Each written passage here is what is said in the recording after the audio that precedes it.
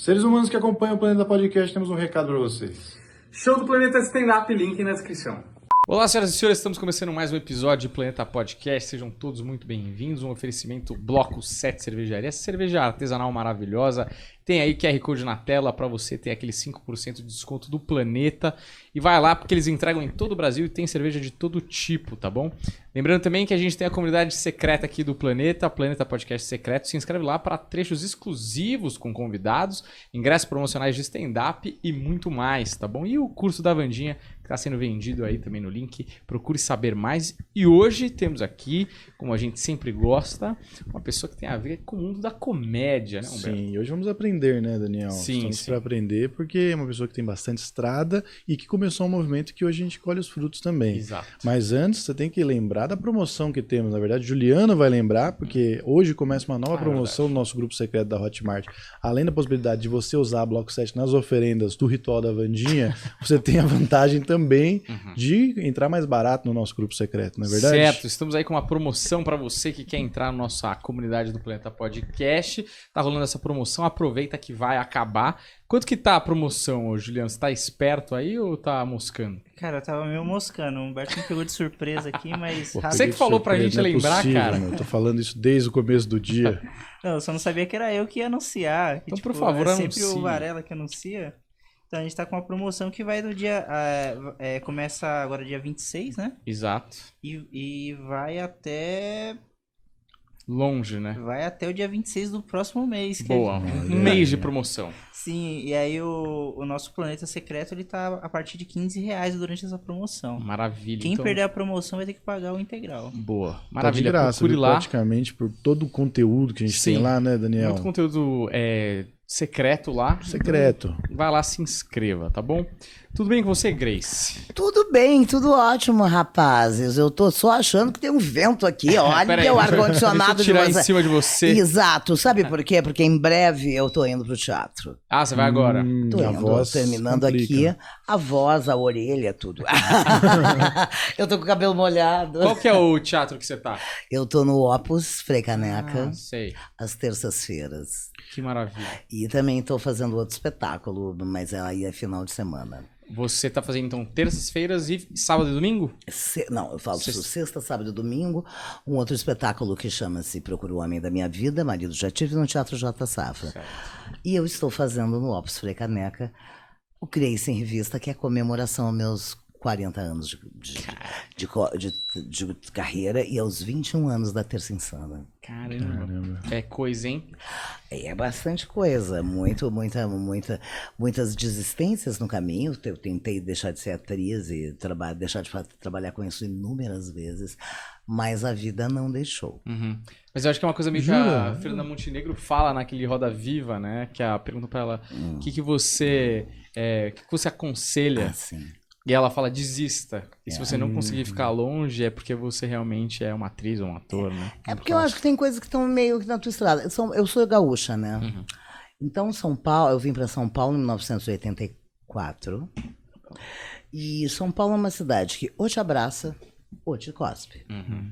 Né? E eu, por ter vindo para cá em busca de finalizar minha formação como atriz, né, que eu abandonei a faculdade lá no meio, em Porto Alegre, a faculdade de teatro, e eu vim em busca da minha formação, em busca de mais informações culturais, em busca de conhecimento, em busca de troca. Eu não vim em busca de fama, eu não vim em busca de nada. Eu vim em busca de ter um espaço onde eu pudesse botar minhas ideias na roda, né? E então eu comecei a fazer muita coisa no underground de São Paulo, que era muito movimento dos anos 80, né? A gente vinha da pós-ditadura, né? Tínhamos lutado muito pela abertura. Então, havia muitos lugares, assim, onde a galera se juntava para trocar ideias, trocar livros, trocar conhecimento. Tinha os cineclubes, onde a gente conseguia ver alguns filmes que estavam proibidos. Então, isso esse sentimento, eu acho, acima de tudo, de estamos em branco e precisamos de bons conteúdos, foi um um movimento muito forte, assim, pelo menos foi assim que eu senti os anos 80, e onde a gente trocamos muito. Tanto que, por exemplo, nos anos 80 a gente tem o crescimento, assim, ó, o surgimento de uma galera muito interessante, poetas, músicos. Então vem Cazuza, vem Legião Urbana, vem todo o movimento com influência do punk, né? E que também estava na nossa hora de protestar um pouco, de abrir a boca e falar. Tínhamos passado a juventude, o início da adolescência, ouvindo Milton, Chico e tudo isso, né? Lutando, né? E vimos a abertura. Então, assim, eu acho que essa necessidade da gente se expressar por um país mais livre, por um país que a gente pudesse sonhar mais igual, por um país que nós sonhamos durante tanto tempo, que nos prometeram, né?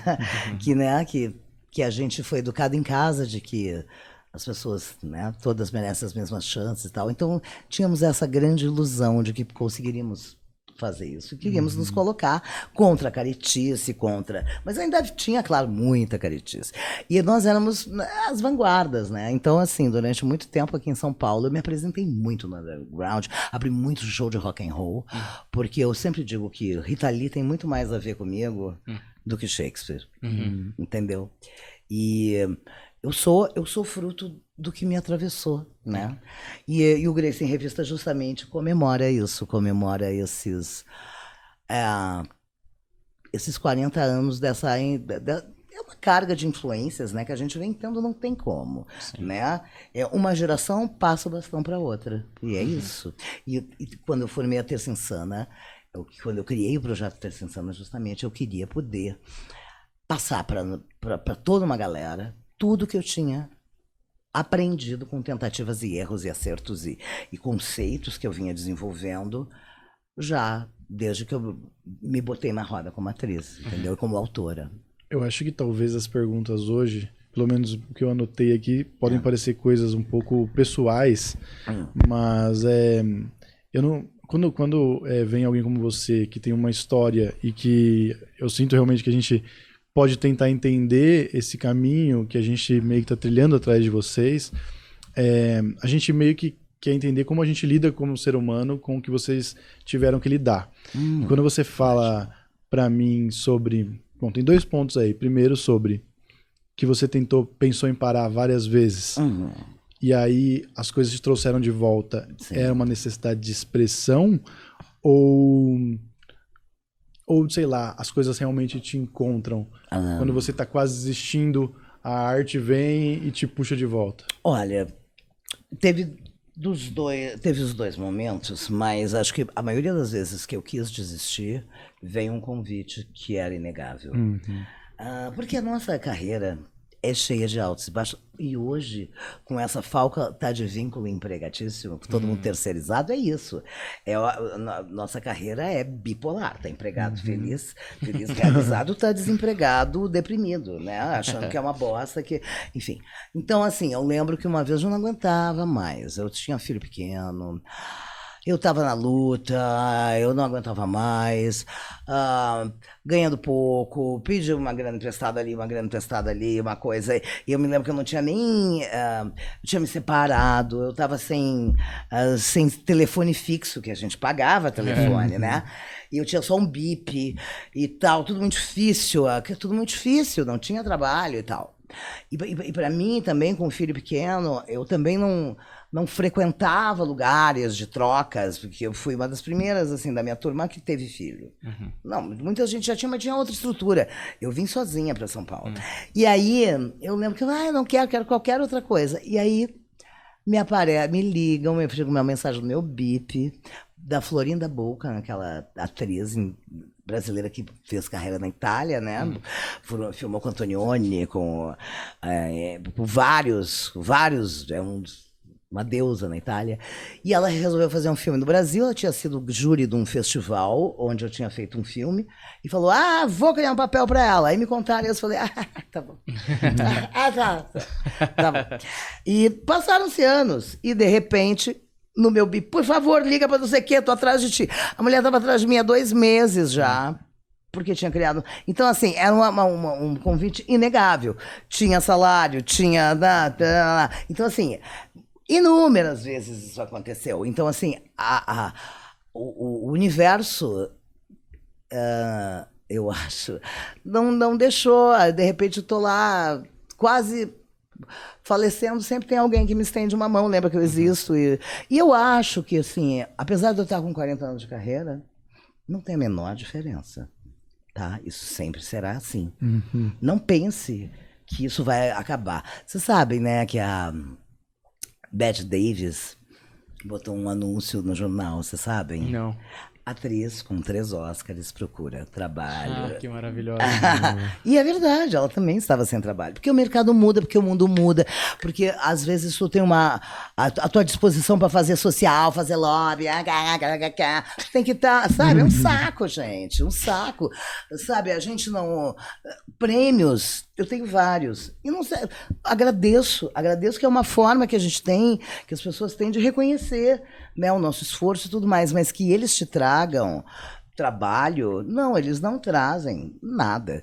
Capas de revista, centenas, e daí no dia seguinte está enrolando peixe no mercado, né? Então, assim, e hoje em dia a imprensa também está muito enfraquecida, né? Então, assim, a gente está num momento em que o que vale são os testemunhos pessoais. Né?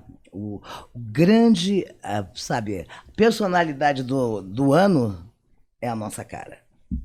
Né? Somos nós, cada um de nós. Então, é uma outra configuração de mercado que é bem diferente. Eu não sei se eu respondi a tua pergunta. Sim, não, respondeu. É. Acho que a sequência seria sobre a coisa da Rita Lee. Eu vi você falando numa outra entrevista também sobre Ramones ter influenciado mais que Shakespeare. E eu acho que talvez a coisa mais transgressora do rock... Quando você é comediante, por mais que você seja atriz, eu acho que a veia da comédia é um negócio que pulsa mais forte. Não? Olha, pra fazer comédia, tu tem que ter a tragédia dentro de ti. Porque uma coisa é tu contar piada, tá? Contar piada qualquer um conta. Mas tu construir uma personagem, eu trabalho com personagens, construir uma personagem que tenha uma profundidade emocional, que consiga levar pro público o patético, o comovente, o fofinho, sabe? Isso tu precisa ter o conhecimento da dor. Ninguém vive de piada, né? Tu não te sustenta. Tem gente que vive a vida inteira de piada. Não, tô disse uma besteira, mas na verdade, assim, eu sou atriz. Eu sou atriz. A comédia é uma ferramenta, né? É um veículo, mas é uma ferramenta. E eu, como autora, uso muito sarcasmo, a crítica, a acidez. Meu humor é ácido, meu amor é de dar nos dedos, sabe? Eu sou assim. Mas você não tem uma preferência pela comédia, necessariamente? Não tenho preferência por nada. É que as pessoas já... no mercado, tu acaba sendo prateleirizado, né? Sempre prateleirizado. Eu era maluca, drogada, louca. Agora eu sou comediante, engraçada, que não fez plástica. Aí eu sou a crespa, não sei o que. Então é isso, o mercado te coloca... Por quê? Porque cada vez que tu tem que, por exemplo, fazer teu perfil na rede social, tu bota lá, não sei o que, tem que botar... Qual é o teu gênero, a tua preferência sexual, a tua não sei o quê, uma frase. Isso aí serve pra quê? Pra te catalogar e depois te enfiar em produto, sabe? Nós estamos todos catalogados. Então, assim, não me bota em prateleira, eu pulo, tá? Sim. Não, então, sabe, que é interessante, assim, porque no nosso universo, assim, que a gente vive e tal... a gente batalha muito pra ser engraçado e pra fazer as pessoas rirem, não sei o que lá. E você tem uma gama de cores aí, possibilidades como atriz, e você faz tão bem uma coisa que é fazer rir, e inclusive a densidade e profundidade dos personagens, ela tem uma coloração tão diferente de um personagem pro outro, etc e tal, que você fala, cara, alguém que é tão bom nisso deve, na nossa cabeça, falar, ela deve gostar muito de fazer isso especificamente. Até porque eu acho que o riso ele vicia, assim, não que o drama também não tenha a sua graça de fazer emocionar ou de contar uma boa história e tal, mas eu acho que é um processo automático na minha cabeça de falar, não, ela deve gostar muito de, pô, ter-se insana, fazer rir, e claramente, tipo, você vê no personagem que ele é muito engraçado, mas que a pessoa atrás do personagem entende totalmente os gatilhos do humor e tem aquilo muito à mão. Porque você também é autoral, né? Sim. E eu acho que isso revolucionou muito a comédia no Brasil, da Terça Insana pra cá, que foi assim, cara, eu não vou ficar esperando a Globo me ligar. Chega disso aqui, vou escrever o que eu tenho pra escrever, vou botar pra fora o que eu preciso botar, e aí as pessoas vão flocar até a gente, né? Esse mercado, essa ideia de que tu só é ator, ou tu só é qualquer coisa, vira assim, respeitado pela família, né, como profissão, se tu tiver numa rede de televisão, isso acabou. E eu posso te dizer o seguinte, a Terça Insana foi aonde eu reuni pessoas para passar adiante tudo que eu sabia. E que eu tinha experimentado com muitos fracassos, né? Mas assim, minhas ideias, meus conceitos, minhas, sabe, que eu achava que a gente tinha que pensar. Então, às vezes, tu tá numa mesa de bar, tem uma galera lá, o outro me imitando a tia, mas isso é um texto. E as pessoas não se davam conta disso. Os nossos depoimentos pessoais do nosso mundo particular revelam muito do todo. Né? E a gente pode rir da gente mesmo, a gente jamais tem que rir do outro. Nós já somos, sempre falo isso, ridículos o suficiente. E o meu patético se oferece para o mundo para que as pessoas se identifiquem. Então, esse eu fui aprender depois, muito depois. A Agnes Uliani, que trabalhou com a gente, trabalha ainda, é da grande família Terça Insana, quando a gente se reúne para fazer compilados e apresentações especiais. A Agnes é uma parceira. Ela foi a primeira pessoa que trouxe para o Brasil um curso de stand-up, porque ela morou muito tempo fora, estudou stand-up fora do Brasil, foi pesquisar a fundo e o stand-up vem do protestantismo irlandês, então tem todo um processo que ela pode falar muito melhor que eu sobre isso, e eu acho que isso é um assunto interessantíssimo, né?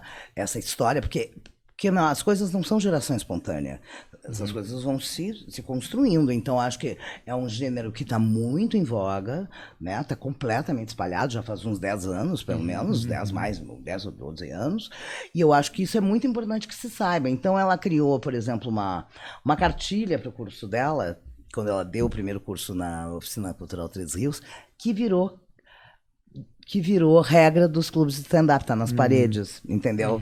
O pessoal copiou, botou lá e tal. Enfim, agora, em relação à questão de eu ser autora, eu, por exemplo, nunca tive interesse em fazer televisão. Não tinha interesse nenhum. Eu queria estar com pessoas com quem eu pudesse trocar ideias, com quem eu pudesse trocar conhecimento.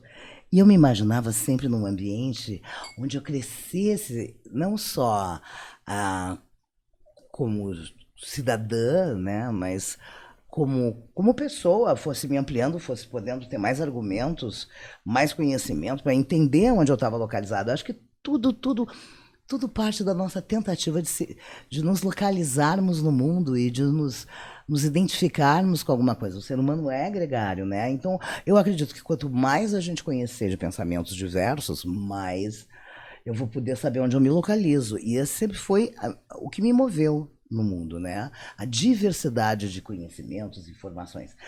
E aí, isso somado eu me imaginava assim, então, nesse lugar onde está todo mundo trocando e trazendo coisas novas e se enriquecendo emocionalmente e intelectualmente, e as gargalhadas. E, de repente, um dia eu estou numa reunião de criação da Terça Insana, com uma das muitas formações da Terça Insana, e me deu um déjà vu desse lugar onde eu sempre quis estar, sabe? E lá estava eu não sabia o que era, né? Então, assim, eu acho que, acima de tudo, claro, existe um mercado que é o mercado do entretenimento, onde a gente se encaixa profissionalmente, mas existe a arte, a questão da arte. A arte é muito, muito anterior ao mercado. arte é uma necessidade, é aquela coisa do Ferreira Goulart ou da Clarice Lispector, eu já não sei mais quem foi que disse que a arte existe porque a vida não basta. E quando a gente usa a comédia como ferramenta para levar adiante as coisas que a gente pensa e resolve botar no palco e botar na roda o que a gente acha, isso é uma manifestação muito legítima. Muito legítima. Mas, por outro lado, a gente também vê esse espaço aberto para todos, mas são poucos os que seguem, né? Porque eu acho assim, todo mundo tem o seu público, porque tem públicos mais exigentes, públicos menos exigentes. Então, por outro lado, quem consegue ir adiante na carreira é porque realmente tem essa alma artística, questionadora, né? Porque não é só, vou lá contar umas piadas, fazer o público rir, porque pra ver quem é que vai comer as minas no final da noite, sabe? Porque tem isso, tem Claro, a vaidade, tem muito. tem a vaidade, né? E muita vaidade. Isso é normal. Isso é normal. O ser humano como diz o advogado do diabo, vaidade, é meu pecado favorito.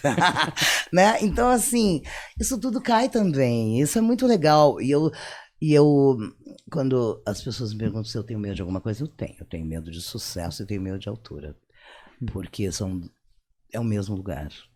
É um lugar muito cheio de vertigens e visões distorcidas. Por exemplo, tu faz uma coisa, tu faz um projeto, a coisa é inédita, é inovadora. E aí é isso. A indústria do entretenimento está sempre atrás de alguma coisa nova, né? Para poder vender, né? Então, quando surge um projeto que é bacana, o pessoal descobre, olha, ouvi falar, que legal. Então, aí vai todo mundo começa a falar, as pessoas acham legal, realmente tem essa coisa do testemunho do amigo, que é muito bacana, que não tem boca a boca melhor, boca a boca é melhor marketing, né? E aí, claro, o pessoal, os empresários, o pessoal da indústria, que ganha grana com isso, vai em busca disso. E aí ele pega o quê? Pega aquilo que tem aquele formato, arranca a alma, porque a alma não interessa para vender, nós não estamos fazendo cabeça de ninguém, pega o formato e vende. Né? É que nem fazer, eu não gosto nada de grife, mas que nem fazer bolsa de grife para vender no 25 de março. Tá ali, tá feito, entendeu? Agora a qualidade do couro, não sei o que lá, não sei o que lá. Bom, eu jamais pagaria 100 mil reais numa bolsa, né? Mas assim, o que eu acho é assim, a gente tem que ter consciência de que muitas vezes a gente é produto no mercado do entretenimento. E aí, cabe a nós, que estamos trabalhando já faz algum tempo, saber se renovar ou manter a qualidade daquilo que a gente fez. Manter a qualidade é muito importante. E para nós que trabalhamos com criação, tu está antenado no que está acontecendo no mundo ao teu redor é muito importante. E não só nessas imbecilidades que o pessoal pega agora coisa na internet, né, do Instagram e tal, ou do Facebook, e fica comentando aquele tipo de coisa. Pô, todo mundo já viu. Vai para uma coisa nova, traga novidades, ou faça essas associações com outras questões. Além disso, traga conhecimento, porque senão tudo fica igual, vocês não acham? Pasteurizado, completamente Exatamente. Então, assim, por isso é que é tão difícil, né? A carreira não é fácil, principalmente quando tu quer ser autor. E eu sempre digo o seguinte, antes de ser um autor, a gente tem que ter o que dizer. A gente tem que ter alguma vontade profunda de levar adiante algum ponto de vista, alguma coisa sobre o mundo. E aí a nossa alma se revela muito, né, quem nós somos, né, a partir do momento que a gente começa a botar na roda as nossas ideias. De onde vêm minhas personagens? Minhas personagens vêm todas da minha revolta, eu já falei isso várias vezes. Vem da meu ódio, então assim, minha revolta, minha impotência, não sei o que, eu preciso dizer alguma coisa, eu não me mato, entendeu? Então, a arte sempre foi um veículo de dar uma cutucada e de dizer alguma coisa, porque nós não somos cidadãos. nós somos totalmente reféns. A gente está vivendo um momento tão delicado, né? Tão delicado, não tem pra onde correr. Então eu acredito que nos próximos tempos aí nós vamos ter muitas obras, tanto de... Já temos, né? Já está acontecendo. Mas muitas obras de arte, de artes plásticas, de dança, de cinema, de TV, muito baseada nesse momento que a gente está vivendo, que ninguém aguenta mais. E as pessoas também estão chegando a um ponto que não pode falar nada. Então é claro que tudo vira metáfora, tudo vira arte, né? E essa capacidade da gente se expressar de formas análogas, diferentes, usando um universo de ficção, isso, aquilo, isso é maravilhoso. E é onde a gente constrói arte. Por isso o conhecimento é tão importante. A gente não ficar com a mesma coisa pasteurizada. Eu acho interessante você falando, e na minha cabeça, em vários pontos do que você está contando, me vêm pessoas que às vezes estão fazendo o que a gente faz, mas que estão totalmente desalinhadas com tudo isso, que eu concordo com o que você está trazendo. E aí eu fico pensando, às vezes, que existe um discurso fácil que às vezes a gente até acaba caindo e discutindo sobre isso, porque, claro que tem pontos de verdade, mas que hoje em dia tem a coisa do politicamente correto, que é um problema para os humoristas. E muita gente usa essa frase que você usou, do tipo... na verdade não é a frase, mas o conceito de que a comédia é para construir e não para destruir, mas no fundo, o cara só quer alimentar o ego dele. Claro. E eu fico pensando, né? Hoje em dia tá chato, entre aspas, né?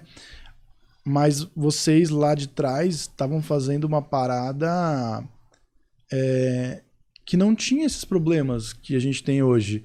Me parece... O problema que a gente tem hoje era eu.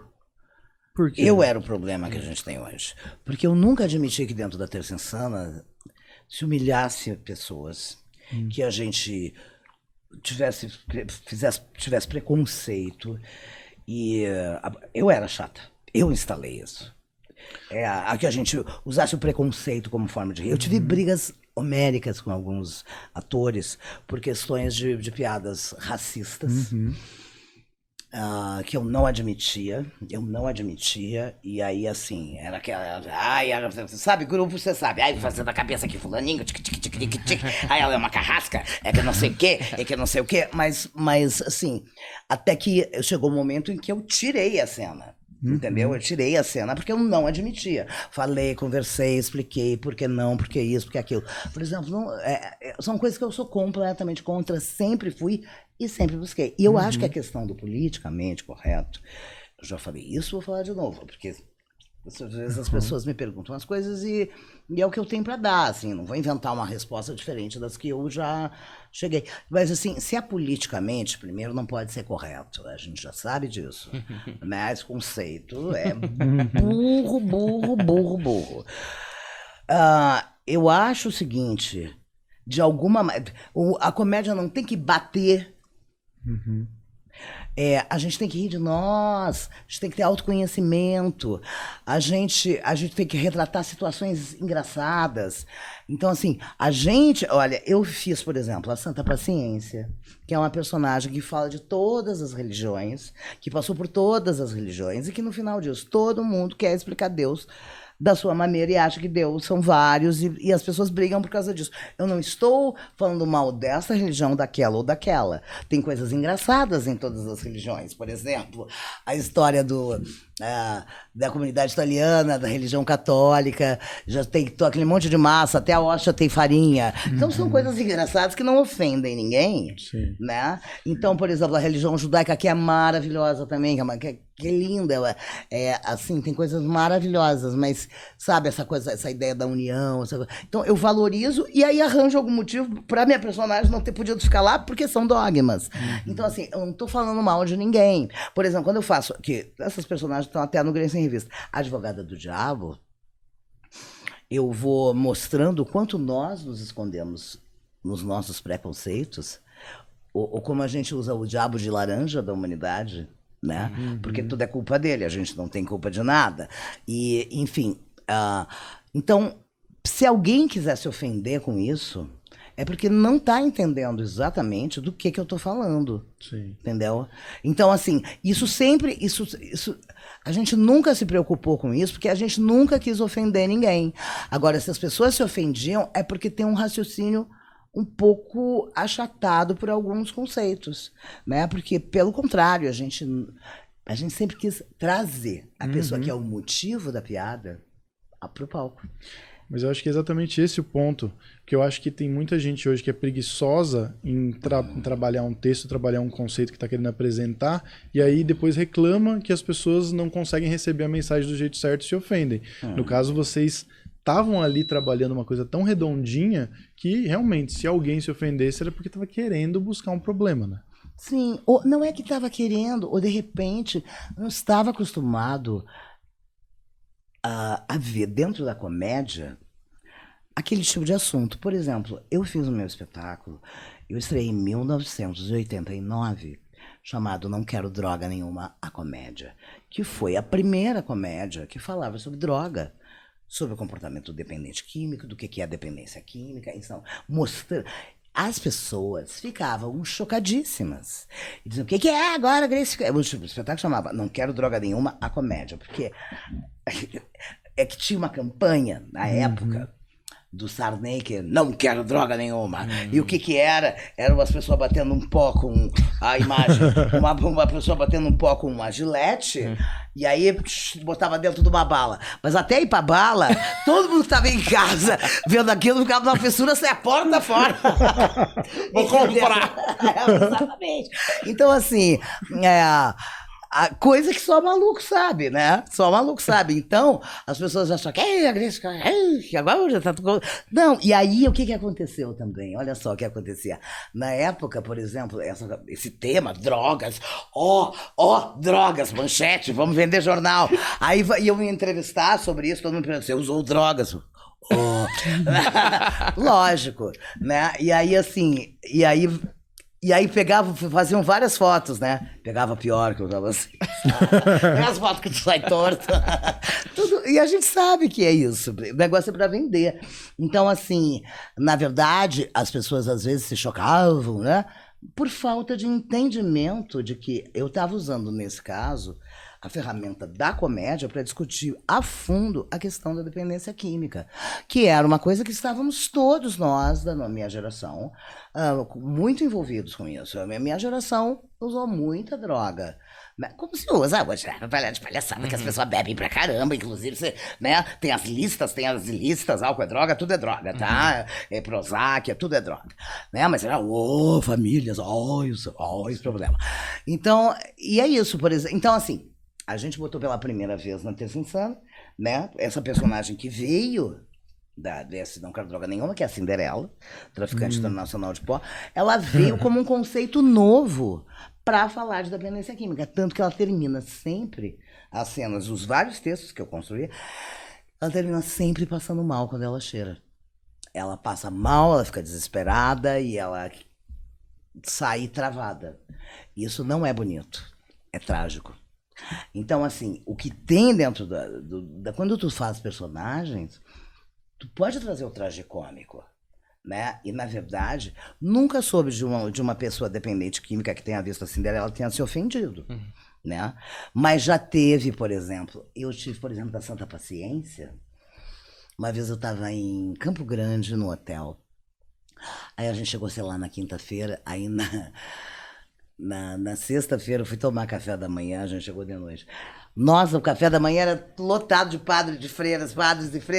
E como eu estudei no colégio católico, eu gosto muito dos freiros, né? Eu gosto. Boa tarde, irmã, bom dia, irmão, sabe? Sempre tive fui educada assim com esse respeito, né? Enfim. E aí, quando eu estava na portaria falando um negócio no telefone, e aí um senhor virou para mim, isso vai nesse mesmo fim de semana, não há. O senhor virou para mim e falou assim, olha, eu preciso te dizer, desculpa te interpelar, eu sou padre, eu estou na convenção dos bispos aqui, eu sou bispo, e eu queria te dizer que eu adoro a Santa Paciência. Nós colocamos lá a Santa Paciência e nós nos divertimos muito. Então, quer dizer, é uma pessoa que está entendendo exatamente do que eu estou falando. Então, assim, o que eu acho é que às vezes existe os dois lados, sabe? A pessoa que tem preguiça, que eu não sei o que está fazendo ali, porque isso não te esforça para um trabalho. E aí a gente tem os egos, quem é que vai comer as minas, como é que estou ganhando dinheiro, não estou ganhando dinheiro, vou virar o Whindersson Nunes, não vou, sabe? Então tem tudo isso. E aí, e tem a pessoa que realmente não tem esse questionamento. Não chega lá. Então, assim, na verdade, gente, e aí eu peço a vocês que, se quiserem, tragam a Agnes para conversar sobre as bases do stand-up. Porque o stand-up não é rir do outro, é rir de nós mesmos como sociedade, de mim, dos meus defeitos, dos meus... Entendeu? Então, quando tu ofende alguém, quando tu ri do outro, evidentemente alguém vai estar achando... Mas se tu não tem como te defender, se tu não tem conteúdo para te defender, tu vai ficar ofendido. Entendeu? Se tu sabe exatamente do que tu tá falando, tu tem todos os argumentos para sentar. Não, por que tu te ofendeu? Vamos conversar. Então é isso. Eu acho que é delicado fazer qualquer discurso público. É um discurso político. Não esqueçam disso. Pode ser num bar, mas é um discurso político. Cada vez que a gente vai a público falar alguma coisa, a gente está se colocando. E aí não tem, gente, alguém vai se manifestar. E se tu puder chamar para conversar, claro que tem gente que não dá para conversar, que tá afim de treta mesmo. Mas tem gente que de repente tu conversa e entende. Eu lembro também de um senhor que foi ver a Terça Insana, viu a Santa Paciência, única vez que isso aconteceu. No final ele estava me esperando. Porque Deus criou a humanidade, né? Criou o universo, os planetas e tal, criou a Terra, e ele falou, tá faltando alguma coisa? Aí a Santa Paciência falou, não tá. Não, já sei que tá. Eu falei, não tá perfeito, não mexe. Ele falou, não, tive uma ideia, cria o homem, vai se deitar e deixa a Santa Paciência cuidando do ser humano. E aí os homens começam a destruir o planeta inteiro, que foi tudo que Deus criou. E aí ela fala pra Deus, pô, tava tão bem, só os bichinhos com a humanidade tinha que fazer essa cagada. Palhaço. Olha, o homem veio me falar de tudo aquilo que eu disse. Ele veio conversar comigo que eu não poderia chamar Deus de palhaço. Eu falei, mas o palhaço também é criação de Deus. E o palhaço, entendeu? Então, assim, aí ficamos lá conversando, mas ele era uma pessoa que tinha esse conceito, uma educação mais antiga, né? E que não estava aberto para muitas conversas. E tudo bem, entendo o que ele quis me dizer, mas eu não acho que eu tenha ofendido ninguém. E desculpa, já chamaram Deus de tanta coisa. Pior, né? Não, eu acho que o pior pecado que nós podemos cometer como criações de Deus é destruir o que ele criou. Bom. Essa era a crítica que importava. No final do dia, exato. Mas você falou uma coisa que me fascina muito, assim, você, 40 anos de carreira, você deve ter visto, assim, absolutamente tudo. Você falou, eu tenho medo de altura e de sucesso, né? Imagino que você tenha visto pessoas que subiram, que desceram, pessoas que nunca subiram, pessoas que se mantiveram, se auto-sabotaram. Assim, diversas personalidades que o mundo artístico é muito colorido nesse sentido, né? Muito. E aí eu fico curioso, assim, se você pudesse explicar um pouco melhor o seu medo e de coisas que você viu nesse elevador, nessa sala de espera que né? Esse mundo artístico, às vezes você é chamado, às vezes você não é, às vezes você espera, às vezes... O que te chama atenção? Porque a gente ainda, comediantes novatos, vamos dizer assim, né? Porque se a gente tem uma vida, uma longa carreira, se tudo der certo... Vai ter. Isso me fascina um pouco, porque eu ainda não experienciei tanto desse sobe e desce, dessa frustração, dessa autossabotagem. Imagino que dos anos 80 pra cá tantas mudanças, é internet, é televisão, Muita tudo. coisa. Então, assim, eu gostaria que você desse um panorama geral dessa temática. Assim. Ah, tá. Olha, na verdade, apesar dos veículos mudarem, o comportamento humano é o mesmo. Infelizmente, nós, apesar dos avanços da ciência e de tantos avanços, nós humanos temos um comportamento igual como espécie. Não sei se vocês concordam comigo, mas nós somos muito atravessados por hormônios e por energias. Então, por exemplo, a gente está lá jovem, precisa se inserir no grupinho, precisa aprender a ler, mas também quer jogar bola, mas também quer brincar de boneca, não sei o quê, e a fulaninha que está namorando ciclaninha, e que não sei o quê, aí vai crescendo, aí fica adolescente, aí as espinhas estão aqui, aí a gente quer que ninguém chame atenção, então vai para aquele humor adolescente, olha lá o quatro olhos, olha o gordo, olha o viado, olha isso aqui, esse humor que ofende o outro, né, para tirar a atenção de mim. E aí tudo é hormônio, tudo é sexo, tudo é chamar atenção, aqueles egos fragilizados ainda em construção, né? Onde a opinião dos outros tem tudo a ver com o que a gente espera, o que a gente acha que a gente é, né? E aí a gente vai ficando um pouco mais maduro, ainda atravessado, aí vem aquela coisa, ai, eu tô apaixonado, ai, quero ter filho, ai, não sei o quê, sabe? Mulher tem uma fase da vida que, ai, quero ser mãe, quero ser mãe, quero ser mãe, resistam. Resistam, porque a humanidade já está muito habitada. E, então, eu acho que são muitas coisas hormonais, e muitas decepções, e muitas desilusões, e a gente aprende pela dor. Não tem a aprender pelo... A gente só... A dopamina, né, que a gente produz em momentos de prazer, tu quer mais dopamina, e tu quer mais dopamina. Então, assim, nós somos, como ser vivo, nós somos muito atravessados. Então, é muito difícil da gente se livrar desse coquetel de hormônios que faz a nossa cabeça pensar e atravessar questões, a gente achar que é uma grande emoção, na verdade, aquilo é só hormônio, né? E nesse sentido, eu acho que todas as gerações são iguais. Tem pessoas que querem ser famosas antes de serem alguma coisa. Elas querem ser famosas porque elas querem ser aceitas, porque elas querem aquele universo. Tudo bem, é bacana. Ai, eu gosto dessa coisa do teatro, eu gosto dessa coisa do cinema. Ah, que bacana. E como tem gente que gosta, eu adoro essa coisa do prédio, olha esse carrinho aqui de ferro, olha essa roupinha da boneca. Aí vai trabalhar com moda, vai trabalhar com engenharia, nem sempre se acha. Sabe? Então, eu acho que todas as carreiras têm esse lugar onde primeiro a gente sai para o mundo com aquela ideia de nos ver naquele lugar, né? Porque o mundo exige isso. A sociedade exige que tu escolha uma profissão, né? Já muito jovem, né? O que tu quer ser. Sim.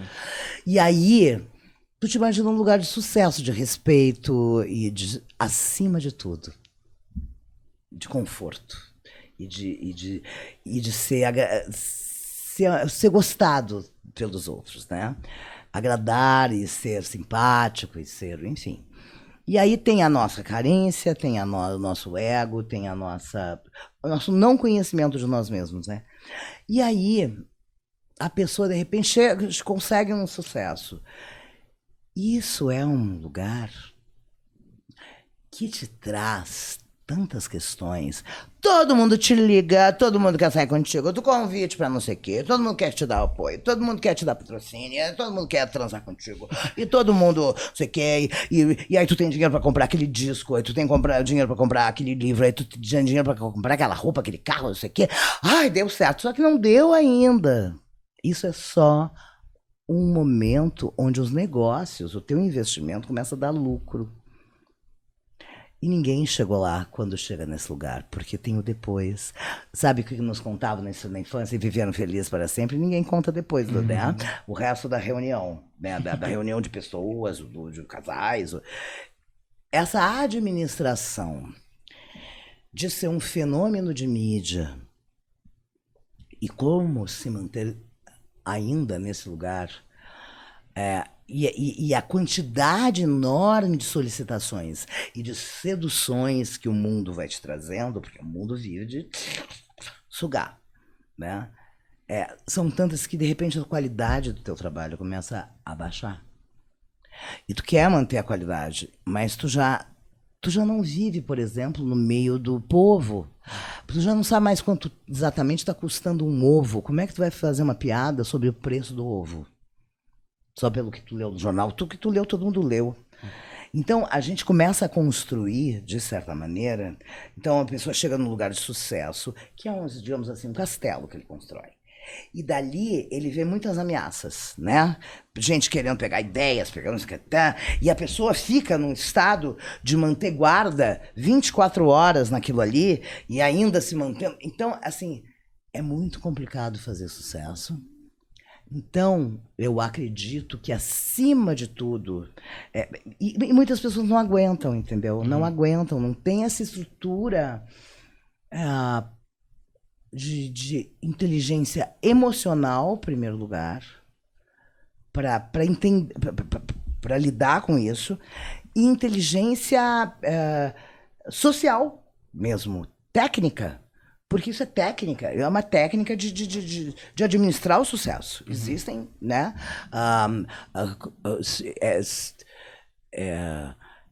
É tecnologia. Mas tu tá recém adquirindo esse conhecimento e vivendo isso. Como lidar com isso? E aí chegam os empresários que te dão conselhos, isso que aquilo. Então, assim, é difícil um artista, por exemplo, original, que está começando ali, conseguir administrar a sua carreira. Porque sempre tem alguém que já vem, que tem mais experiência, que tem um formato pronto e começa a te botar dentro das prateleiras do mercado. Te industrializa, você acha? Exatamente. Então, essa relação entre a verdade profunda das coisas que tu cria e o mercado, porque a verdade profunda acaba atraindo pessoas, porque é original. Essa originalidade é tudo que todo mundo procura, a partir do momento... Então, assim, a gente tem que ter momentos básicos, assim, onde a gente vai num lugar e sabe que a gente não é nada. A gente só tem um investimento de carreira que funcionou. O sucesso passa, o respeito fica. Eu não sei se eu respondo a tua pergunta. Total. Porque o mercado vive de ondas, né? E ainda mais com a internet, ainda mais com isso. E qualquer coisa que você possa dizer vai ser usada contra você. Totalmente. Tudo que tu faz vai ser usado contra ti. Por exemplo, vocês sabem uma série que tem na HBO, chama Hacks? A gente falou com o Banguela ontem dela. É maravilhosa essa série, por muitos motivos. Eu não consegui sentar ainda para ver a segunda temporada. Quando terminarem os meus espetáculos, eu estiver só fazendo o filme, já bem concentrada, né? Aí eu vou assistir, porque primeiro que eu adoro aquela atriz, ela é maravilhosa, não me pergunto o nome dela, agora não sei. Primeiro que mostra uma coisa que eu enfrentei muito nesses anos todos, o machismo do universo do humor. A segunda coisa são duas gerações e tudo que se tem que enfrentar, mas as lutas são iguais. Muda o figurino, entendeu?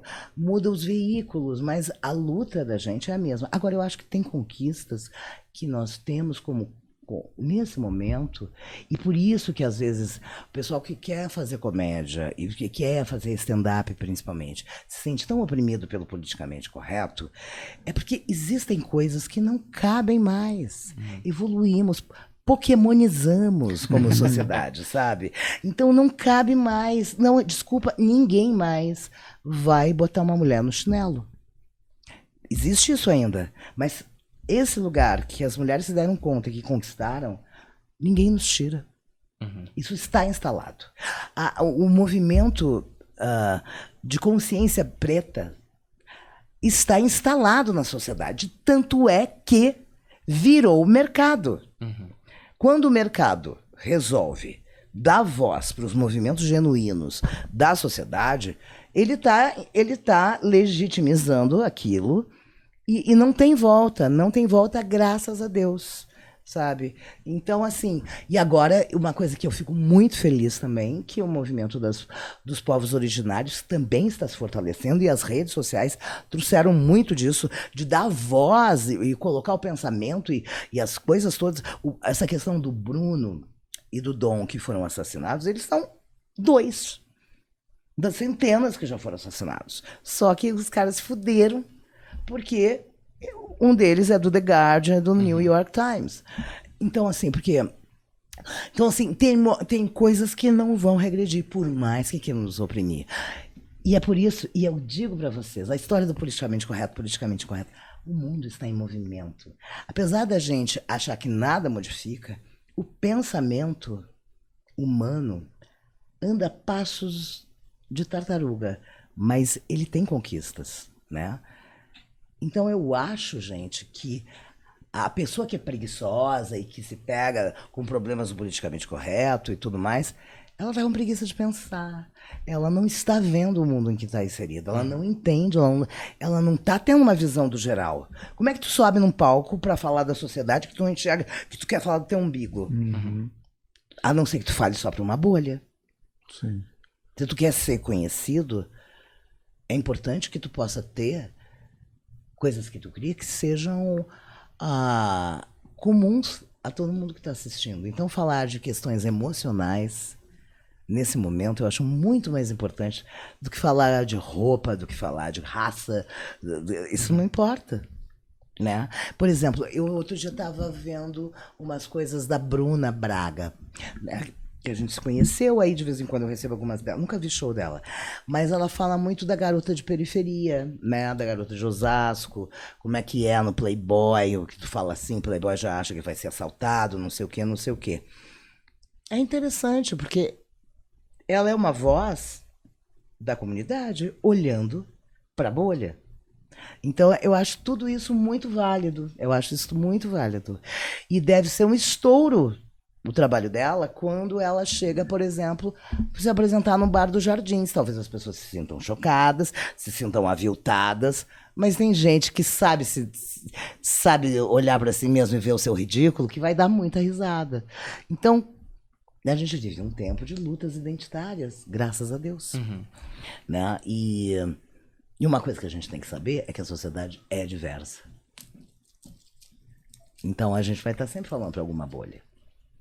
Eu acho interessante da sua fala que tem a coisa, né, da personalidade, mas também tem a coisa de você aperfeiçoar a sua linguagem para você conseguir compreender a si mesmo e assim conversar com os outros. Sim. E nesse tempo de carreira que a gente estava falando de sucesso e como o sucesso dói e mexe com a cabeça, eu lembrei de uma fala que você teve numa outra entrevista que você deu, que você fala que a gente tem que valorizar um pouco mais a pessoa física, né? Com certeza. Porque a gente esquece dela e acaba entrando num loop em que você não sabe mais quem você é. Exato. Teve uma época que eu tava trabalhando de roteirista num projeto, e aí eu tava sem tempo pra nada, meu filho tava pra nascer, então tava tudo uma bagunça, e eu perguntei pro chefe de roteiro, que tá há muito tempo mais de profissão, eu falei, que horas você assiste coisas para continuar evoluindo, né? Porque você precisa de referências para criar. Exato. E ele falou, não, você não assiste mais, é só até aqui. Ele falou brincando.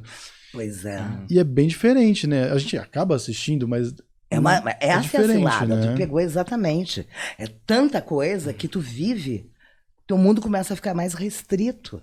Então, é muito importante.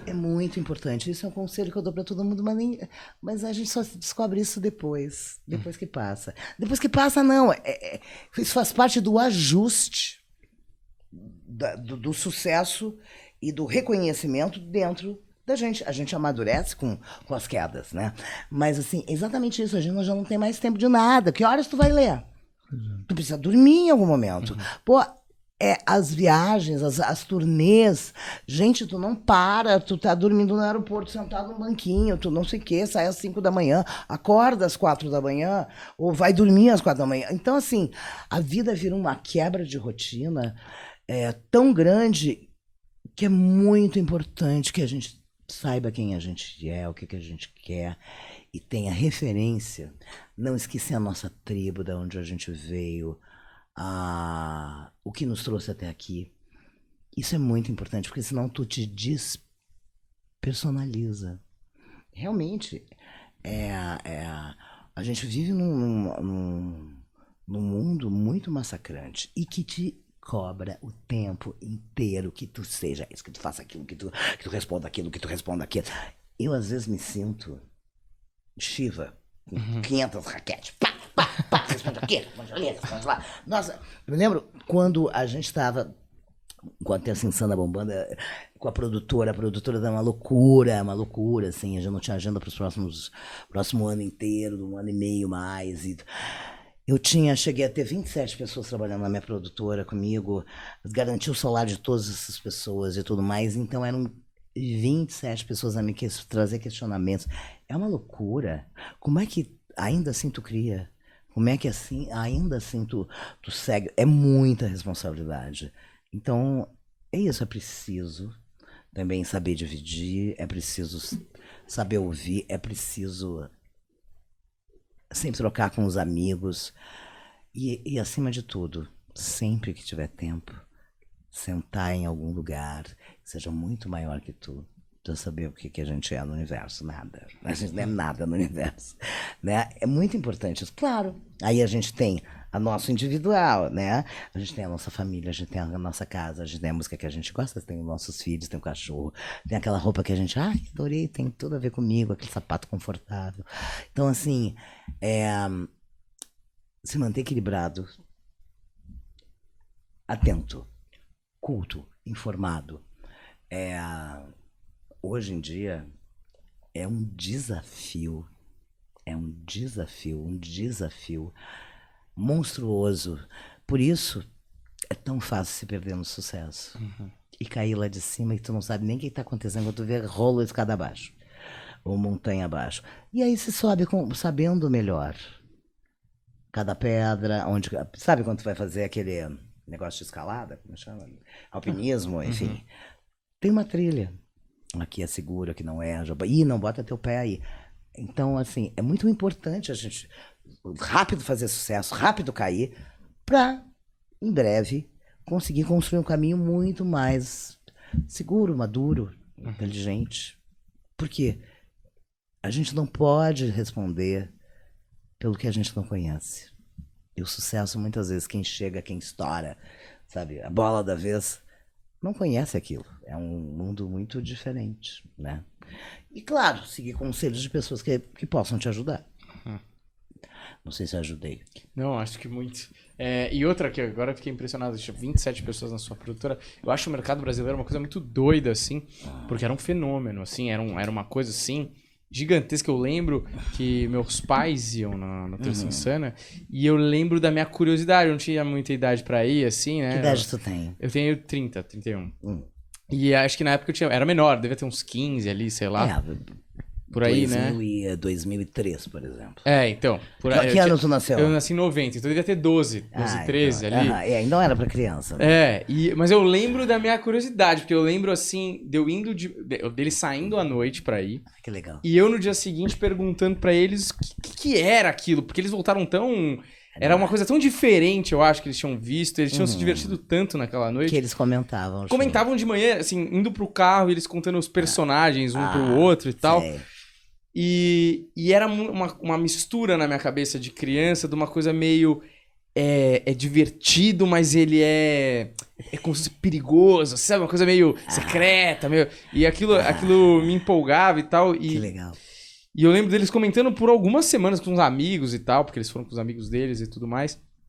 E aquilo ter chegado em mim, meus pais nem eram os caras do teatro e tal, mas aí eles foram e tal. Sim. E aí eu fico pensando que se, assim, né, numa comparação muito maluca daquele fenômeno ter sido nos Estados Unidos, o quão grande aquilo não teria sido, assim, no sentido de filme e TV e muito mais amplitude de linguagem, né? Mas nós tivemos muitos convites. Mas vocês essa era a pergunta. Vocês não quiseram ir ou vocês... Eu tinha um projeto. O meu projeto era Terça Insana, voltado principalmente para a classe teatral, para gente pensar o que estava sendo feito de comédia no Brasil, para que a gente justamente fosse atrás de uma comédia que pudesse traduzir as mudanças da sociedade e que a gente não se repetisse, porque o mundo é impermanente, o mundo tem mil informações, tudo é impermanente. Então, cada semana a gente criava um show novo, vocês sabem disso, com temas diferentes, com personagens, trilha, figurino, tudo. E aí a gente criava shows de 1h30, assim, com o melhor das coisas que a gente apresentava no ano anterior e fazia as turnês pelo Brasil no final de semana. Então, terça era sempre novo e tal, num hospício. Vieram muitos convites para televisão. O que acontecia? O nosso trabalho era tão novo, tão inovador, que as pessoas não tinham coragem de botar na televisão. Ah, mas o que a rendeira do Nordeste vai entender? Não, mas isso aí não é popular. Não, mas isso aí não é não sei o quê. Entendeu? Então, na verdade, as pessoas que estavam na direção artística das televisões, elas não viam a Terça Insana como um produto popular. O que é uma mentira e é um limite dentro da escolinha de marketing que eles fizeram. Então, assim, eles queriam, por exemplo, que a gente perdesse a nossa alma e ficasse só com as personagens. E existem milhões de coisas que foram feitas em cima das personagens que a gente criou, mas que não chegaram a encantar, porque uma coisa é a verdade daquilo que tu está fazendo ali, outra coisa é o produto, é aí que eu digo, entendeu? Aí a gente fez, por exemplo, nos pediram, Multishow pediu, Band pediu, todo mundo queria um programa da Terça Insana. Nós gravamos, criamos, fizemos um piloto e as pessoas assistiam e falavam, uau, é demais, mas não cabe aqui. Então, tem isso, por exemplo, tu tem que ter uma pessoa tão ousada na direção de que veja o potencial daquilo. Por exemplo, o Boni era um cara que peitou muitos trabalhos novos. Por exemplo, a TV Pirata, quando entrou no ar, vocês não eram nem nascidos, mas a TV Pirata foi um programa revolucionário, apesar de machista, apesar disso, apesar daquilo, mas era maravilhoso. E ele vinha de uma influência que veio do teatro, entendeu? Quem que estava lá? O pessoal que veio fazendo as Drubal trouxe o trombone, que foi uma revolução nos anos 70, no teatro jovem e tudo mais, que atrás deles tinha os Dizzy Croquettes, que nunca chegaram na televisão. Claro, o Lenny Dale foi absorvido, foi muito importante da carreira deles, Regina e tudo mais, mas assim, aquilo ali só existe naquele lugar. Por exemplo, agora a gente está fazendo 21 anos da Terça Insana esse ano. A gente queria, esse ano, estamos vivendo o 21º, não terminamos ainda. Esse ano a gente queria ter feito um grande show comemorativo desses 20 anos, trazendo pessoas de vários lugares, né? Pessoas que participaram da Terça Insana, os que pudessem vir, né? Não só os que ficaram conhecidíssimas, mas de outros lugares, gente que fez coisas incríveis, assim. E que não está mais no Brasil e que participou. E foram 400 atores que passaram pelo meu palco. E a gente criou umas quase 800 cenas e personagens originais, né? Então eu queria muito reunir em 10 shows. Na verdade a gente pensava em 20, já 20 anos, 20 shows sim, diferentes. Claro, aí veio a pandemia, tudo ficou mais complicado. E se mostra sempre muito difícil a gente conseguir reunir todo mundo, porque não temos patrocínio, porque as pessoas estão envolvidas em milhões de trabalhos. Mas ainda hoje, se a gente apresentar o que a gente fazia e as nossas coisas, é tudo muito novo. E vocês vão ver que não é formato de televisão. E para virar cinema, um documentário, poderia virar um show de streaming. Poderíamos fazer isso no streaming e tal. Estamos aí em conversação já, muita gente querendo.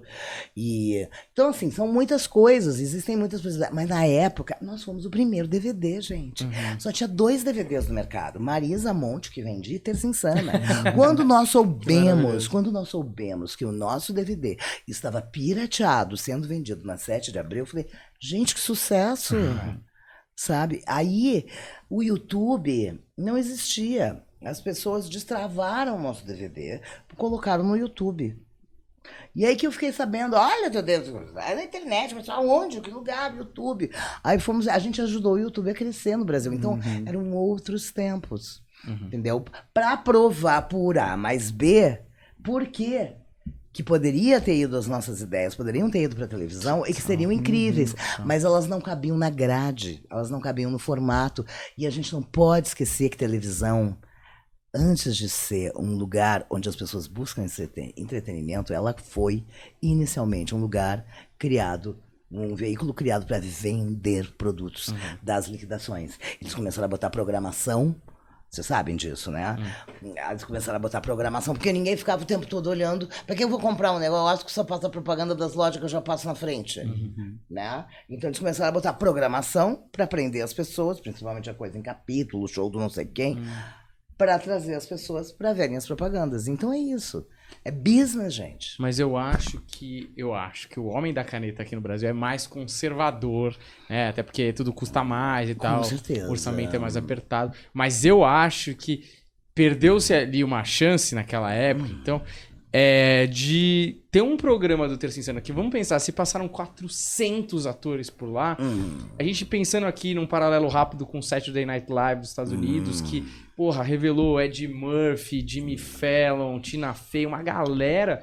Se a gente tivesse tido Terça Insana na televisão ou em um outro veículo que tivesse ainda rodando, quantos atores não teriam tido a oportunidade de expor seu trabalho, de melhorar, de enriquecer culturalmente o país, em termos de comédia mesmo, né? Exato. Agora eu vou te dizer uma coisa. A gente tem alguns canais aí que são dedicados para comédia, né? Mas o que tu vê ainda é um complexo de vira-lata do brasileiro. Tá, vou aqui trazer o Nelson Rodrigues. Esse complexo de vira-lata que as pessoas acham que tem que ser popularesco, que ainda tem que usar preconceito, e que isso não vai chegar. Mentira, chega. Eu lembro perfeitamente da gente ensaiando, fazendo passagem de som, por exemplo, no Canecão, ou no Vivo Rio, não sei onde, o pessoal arrumando as mesas ali. O pessoal parava para assistir a gente. Sabe... Quando o teu DVD vira pirata e o pessoal da limpeza te reconhece, fala, pô, adorei teu DVD. Tem alguma coisa errada? Exatamente, aí vamos voltar para onde a gente já falou. Da pessoa que está produzindo conteúdo, trancado numa sala com uma guilhotina na cabeça, porque o patrão quer metas, quer que ele cumpra metas. E a verdade que está nas ruas. A verdade que está nas ruas não é a verdade que está nas repartições, nas criações, nas mesas de criação das agências de publicidade, do pessoal que faz o marketing. Não é. Por isso, é tão legal, por exemplo, agora me lembrei da Constanza Pascolato, ou da... não sei se é a Constanza, a Glória Calil, que fala de moda, ela falou, a moda tá na rua, a moda é o que o office boy usa, a moda é isso. Então, assim, se a gente perder o olhar para o nosso entorno e ficar cuidando só do nosso castelinho, a nossa visão é deturpada. A gente não enxerga. E isso não tem como vencer isso, não tem como resolver isso. Por exemplo, o pessoal tem olheiros, né?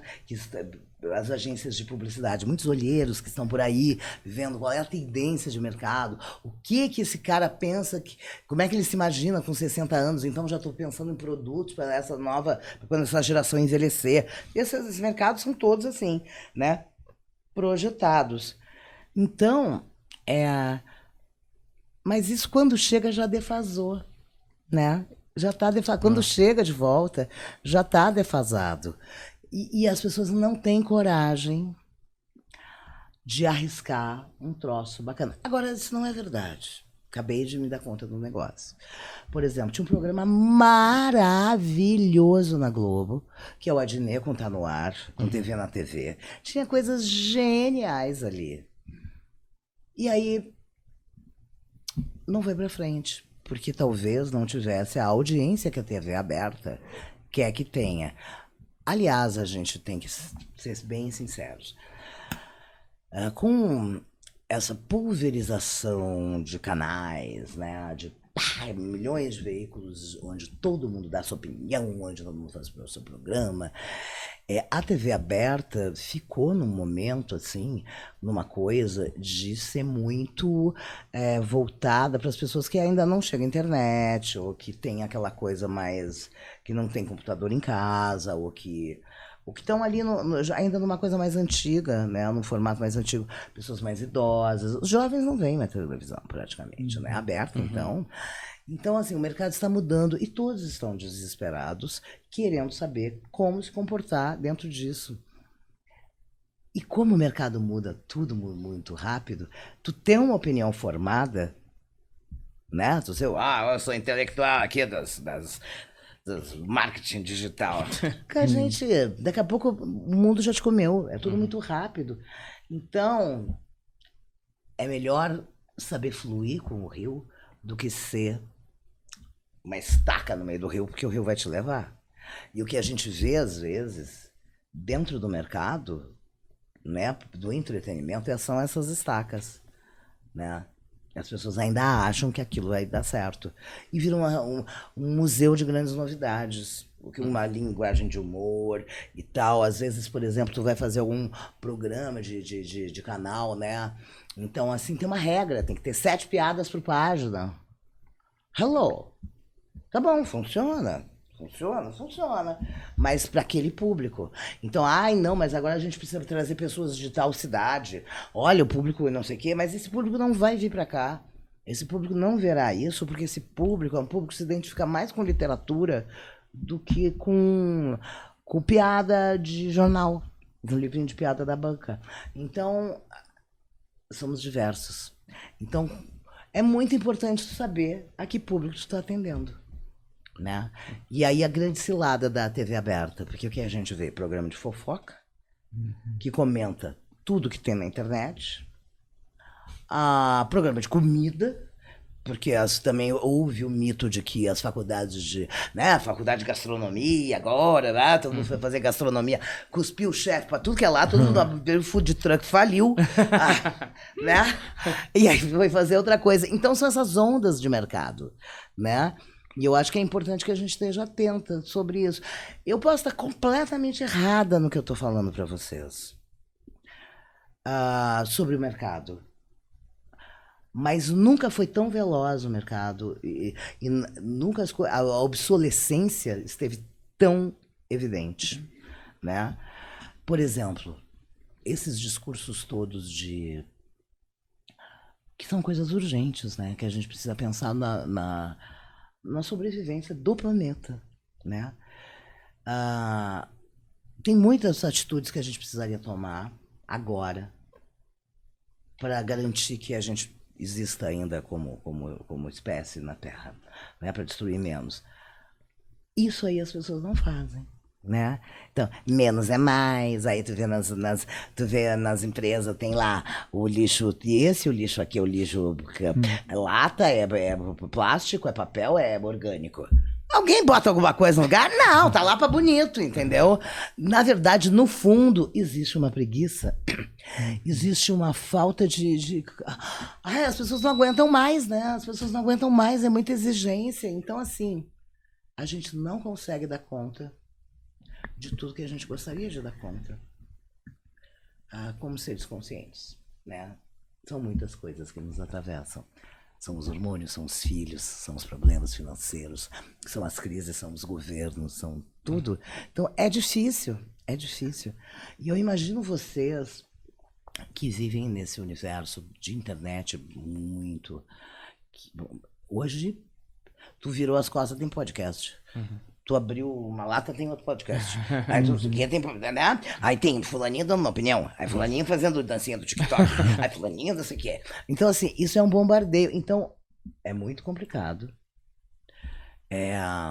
Ficará quem souber ter conteúdo e criar seu público. Porque a coisa mais valiosa que existe hoje, que todo mundo procura, é a atenção do consumidor. É ou não é? Total. Mas eu acho que quem conseguir arriscar, porque eu acho que esse meio do caminho talvez é o que seja um problema para essas televisões e mídias que não mudam, porque uma coisa que eu entendo é que o horário custa caro, tem um custo fixo, né? E a gente está aprendendo isso numa medida menor, mas a gente entende. E que o teatro, a comédia e tudo aquilo que acontece lá no palco com aquelas pessoas, com aquela energia, é muito único. Aquilo nunca vai ser reproduzido de uma outra maneira. Não.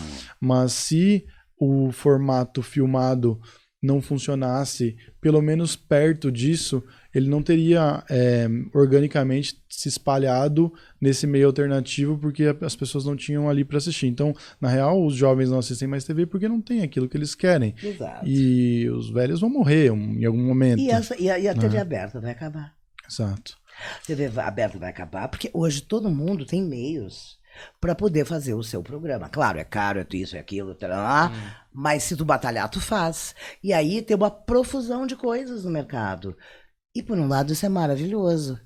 E assim, e também tem o streaming que contrata, eles precisam de muito conteúdo para suprir todas as diversas formas de pensar, de olhar, de acreditar. Os que pensam que politicamente é correto, os que pensam que não sei o que se ofendem. Tem hoje para todo mundo, não estamos mais sujeitos a uma única forma de pensar. O que antes a ditadura fez com a nossa educação, depois fez com a nossa educação, com o nosso comportamento, e com, sei lá, a Liga das Senhoras Católicas, lá, sei lá. Depois a televisão passou a fazer, de certa forma, junto com toda a censura que levou, então, a mocinha, a namoradinha do Brasil, essa coisa, as mocinhas de família, assim, se comporta.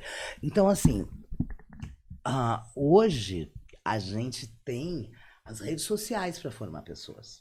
Ninguém mais forma pessoas. A gente não precisa mais de ditadura militar. A gente tem as redes sociais, né? Para reprimir, para oprimir, para cancelar, para isso, para aquilo, para te moldar. Então, eu volto a dizer, vocês estão fodidos. Porque é uma velocidade enorme. Por isso é preciso ter um distanciamento crítico de onde vocês estão. Sabe? Acho muito legal que vocês tragam pessoas para conversar, para trocar essas ideias, porque se for uma mulher de fora, tu tá tentando nadar, pegar ar, né, no meio desse mar.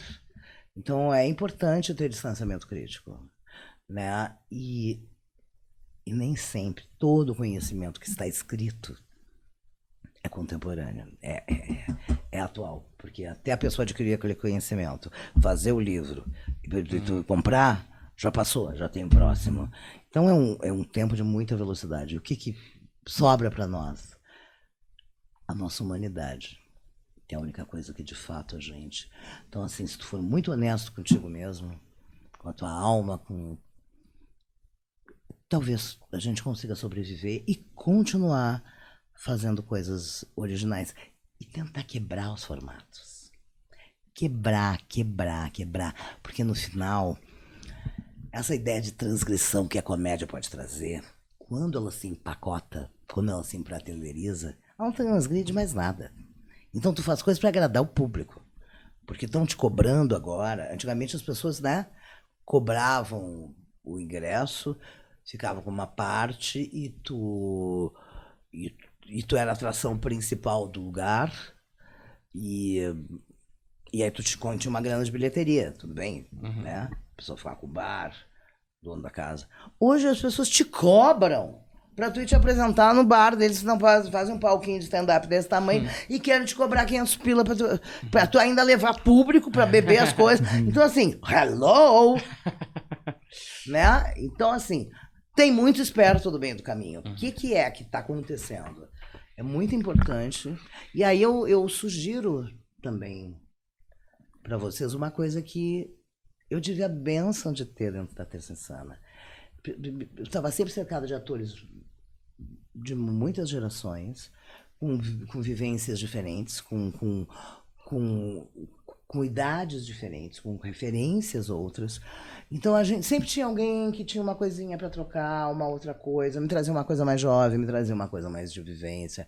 Claro, então assim, esse estar em grupo, trocar experiências, ouvir e pensar a própria realidade, ter esse tempo, o sucesso te tira, né?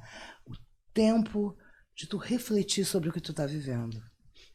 Isso te dá um entendimento melhor da realidade. Por isso que é tão importante. Antigamente, quando não existia nem luz elétrica, né? As pessoas trabalhavam nos feudos, sei lá. Elas chegavam em casa, anoitecia, não tinha mais nada para fazer, tinha uma vela ali, ou sei lá, tinha um bar ali, o pessoal bebia, né? Tinha uma puta, isso quer. Tá. Mas aí as pessoas voltavam para casa, tá? Quem queria que tinha casa, voltava para casa para sua família. Hoje no campo eu vi uma, não sei o quê. Hoje aconteceu isso, aquilo.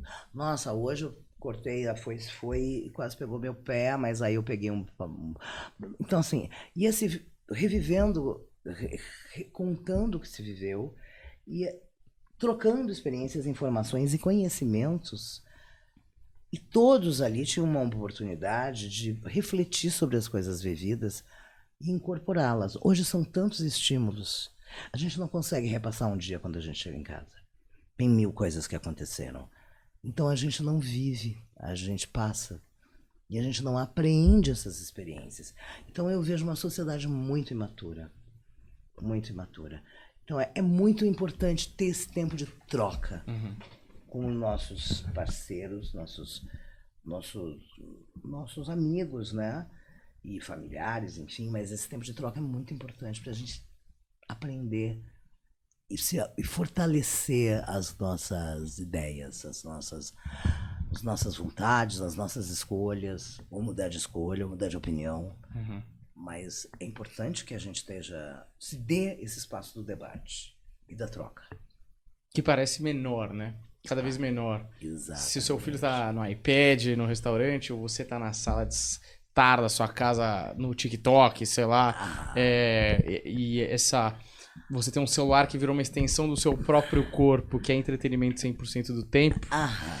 Eu acho até, assim, numa divagação futurista, que as próximas gerações talvez elas sejam menos sociáveis do que todas as anteriores, porque se antigamente, assim, 20 anos atrás, você se cruzava com um colega de trabalho numa antessala de reunião, você era obrigado a... Pô, como é que tá lá no sexto andar? Porque o silêncio constrangedor era horrível.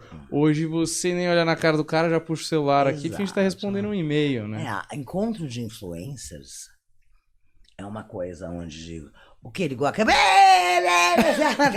Tô aqui com fulaninho. Olha que a cerveja tá lá. Olha aqui essa... Não sei o que. Ok. Deu 30 segundos. Assim todos se comportam. Você já presenciou isso? Porque parece que você viu essa cena. Não, eu não vi, mas me contaram. Me contaram e é isso, né? É isso. Então, gente, o que tu falou é exatamente isso. Eu acho que tem uma coisa que a gente vai ficando mais velho e vai se dando conta. A gente é otário quando é mais jovem, né? Então alguém te promete uma coisa, fala um negócio, e tu acredita, que legal. Só que no olho dessa pessoa tinha um tom, um dom, um ar, uma coisa que ali ficou, e aí a pessoa não cumpriu. E aí alguém tá te contando uma história, tá te mentindo, e tu tá acreditando, mas tem uma expressão, tem um ar, tem alguma coisa. E a gente vai aprendendo a ler esses olhares, essas expressões faciais, esses movimentos de mão, respirações. Isso é uma experiência do convívio humano. A partir do momento que a gente só se comunica por internet, a gente perde esse conhecimento, né? A gente perde a oportunidade de desenvolver esse conhecimento. Então, tudo fica possível, né? Por isso esse fanatismo tão grande, por isso essa ideia do super-herói que vai vir, vai salvar a nação, né? Então é tudo muito imaturo, muito imaturo.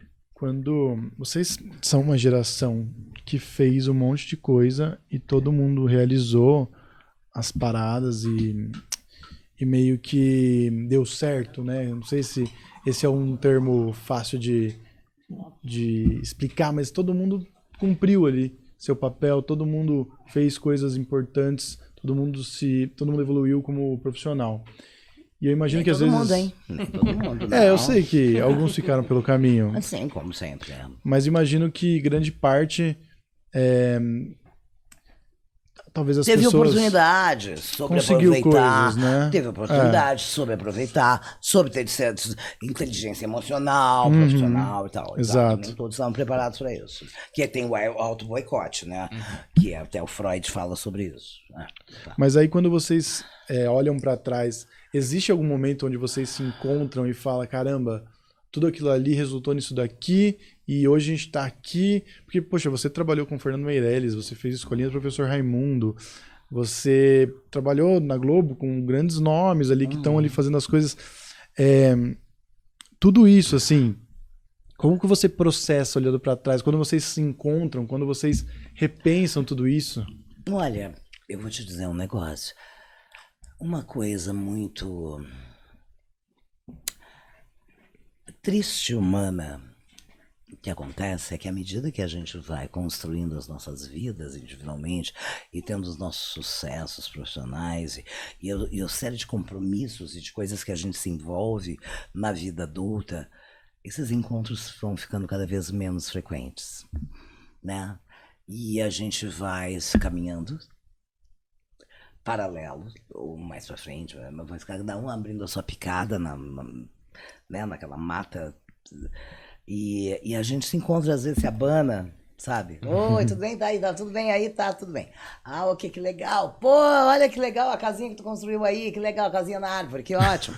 Ah, que bacana. Então a gente vai... Mas nem sempre a gente tem a oportunidade de estar junto repensando isso. E também tem os amigos que vão se diferenciando de nós, né? Que vão fazer sucesso também é uma cilada no sentido de que as pessoas esperavam outras coisas da carreira delas, todos esperam chegar em algum lugar e de repente tu não espera nada e a coisa dá certo e tem as pessoas que tinham objetivos e que de repente elas não conseguiram chegar nos objetivos e a coisa aconteceu para ti, não aconteceu para o outro, então geram certos mal-estares, enfim. Como é que é quando a gente se encontra? Eu, por exemplo, vou te falar duas pessoas que eu encontro sempre e que são sempre... Eu tenho um sentimento meio maternal, eu tenho orgulho. Por exemplo, o Luiz Miranda, eu fico muito feliz pelo reconhecimento que o Luiz Miranda tem no mercado de trabalho, o respeito, a maneira como ele se coloca, o respeito dos colegas, a maneira como ele se coloca. Eu fico muito feliz e sempre que eu encontro ele, eu abraço. Eu me lembro que eu falei, quando o Luiz Miranda chegou, eu falei, tu vai conseguir comprar uma casa para tua mãe. Ele queria comprar uma casa para a mãe dele. Aí ele saiu da Terça de Sana, né? E eu falei, tu vai conseguir. E aí a gente se encontrou na festa de uns amigos e ele falou, Grace, vem cá, quero te mostrar uma coisa. E me mostrou. Isso é emocionante, sabe?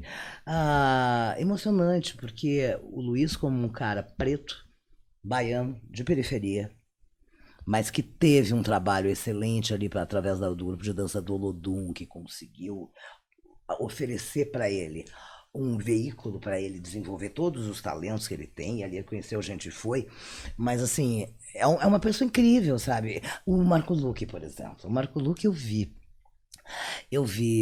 crescer, eu vi se ajustar, eu vi se entender, eu vi errar, eu vi acertar, eu vi tudo. E hoje eu olho pro Marco, sabe? E tenho um maior carinho de mãe por ele, assim. Eu torço por ele. Acho que tá tudo ótimo. Então, assim, nem sempre a gente consegue estar junto. Quando a gente se encontra nesses projetos que a Terça Insana faz, que reúne todo mundo, é muito emocionante, assim, para todos nós. E eu vou te dizer uma coisa que, na verdade, cada trajetória de cada um é nossa. Cada um trilha o seu caminho, porque cada um sabe a dor e a delícia de ser o que é, né? Vou repetir isso. Então, eu estou fazendo preparação para o filme da Ana Mui Laerte, que é uma pessoa que mais ou menos é rigorosa de idade comigo, que eu vi se tornar uma extraordinária, eu acompanhei, como, assim, a gente ia nas minhas festas, tinha amigos e tal, mas nunca fomos muito juntos, nos cumprimentamos, nos respeitamos sempre, que é, oi, tudo bom, tá. Mas assim, não tivemos a oportunidade na vida de nos aproximar muito e tá. Mas eu sempre admirei muito o trabalho dela, sempre respeitei muito. E de repente, eu nunca imaginei que eu poderia ser convidada para fazer um filme da Ana, tá? E de repente chegou um convite, eu já fiquei louca, porque eu sou louca pelo trabalho dela. Eu já agradeci muito e tal, não, eu faço qualquer coisa. E eu estou vivendo um momento que eu nunca imaginei na minha vida. Outro dia estávamos numa sala de ensaio, todos juntos. Algumas pessoas do elenco, tá? Que se chama o Clube das Mulheres de Negócios, começa a gravar dia 1º. Estávamos Irene Ravage, Itala Nandi, Luísa Cardoso, Cristina Pereira, eu, Catiúcia Canoro, Poli Marinho, todas juntas ensaiando na mesma sala, trocando, improvisando. Eu nunca imaginei que eu ia estar num lugar desses. Essas pessoas, Luísa, Irene, Ítala e Cristina Pereira são referências para mim. Ana Moraes é uma referência para mim. Então a gente olha e fala assim, meu Deus, olha só. Eu não sei exatamente o que eu fiz nesse tempo para chegar a receber, ver o meu trabalho notado e alguém achar que eu poderia estar ali ao lado dessas pessoas, fazendo um trabalho. Mas eu me dei conta, é que eu não tenho tempo para ficar pensando nisso. Eu vou vivendo, eu tenho tanta coisa para fazer. Eu sei que isso não é muito normal, né? As pessoas não são muito assim.